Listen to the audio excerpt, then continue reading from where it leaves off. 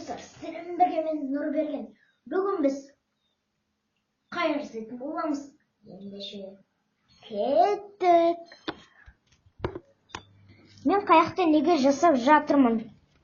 Себебі алдыңғы видеода айдаһар жасаймыз деген видеода бір балаға комментарий жазып кетті. Айдаһар жасауды түсіндік, ал енді қаяқта қалай жасайды деп сұраған. Мен кемені қалай жасайды деп сұраған. Сондықтан мен түсіріп жатырмын. Бірінші ортасына бүктейміз. Мен бүктеп қойған, басқа қағазда алмадым. Кешірім сұраймыз. Және артық достарға мән бермей қойыңыздар.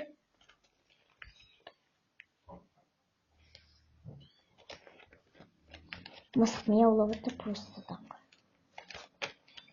Штатив қалай жасайды деп көп сұрайды. Штатив негізі алдыңғы осыдан кейінгі видеолардың біреуінде түсірем әйтеуір. Мойындамаңыздар. Ол есімде жаза береді. Алдыңғы видеоға да жазды. Мына видеоға жазуы мүмкін. Соған айтып кетейін. Және алдыда көптеген блоктар болатын болады. Просто мен мына сотканы түсірем. Осы сотканы мен далаға алып шыға алмаймын. Арасында бір алып шығамын. Өте үш бұрыштаймыз.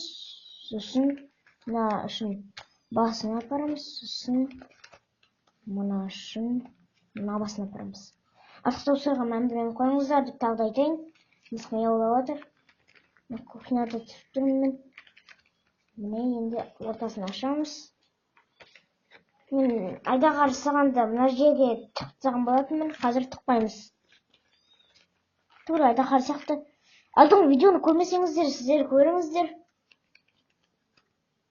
Айдаһар жасау деген видео шығардым. Дәл сондай міне болды.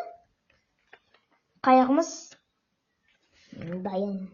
Жүзіп келатыр.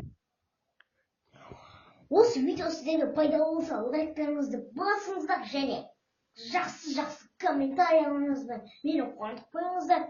Және осы видеоның астында подписаться деген қызыл кнопканы басыңыздар. Сосын қоңырау шығады, соны басыңыздар.